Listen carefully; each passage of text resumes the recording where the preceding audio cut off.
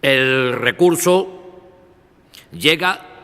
una vez, además, que no hemos podido alcanzar, ha sido imposible, un acuerdo bilateral en la comisión mixta que se creó con el Ministerio de Energía. Hemos tenido múltiples negociaciones, le hemos presentado muchos argumentos y no se nos ha admitido ni se nos ha considerado ninguna de nuestras alegaciones. Y es, por tanto, debido a esta negativa, por lo que el Gobierno extremeño estima procedente presentar este recurso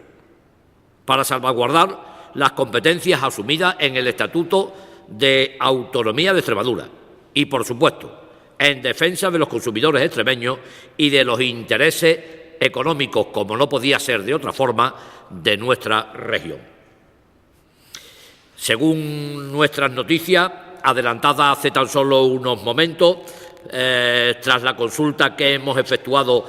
al Consejo Consultivo, se nos ha adelantado que el Consejo Consultivo nos dice que es pertinente la interposición de un recurso de inconstitucionalidad. Por todo ello, el Gobierno ha aprobado hoy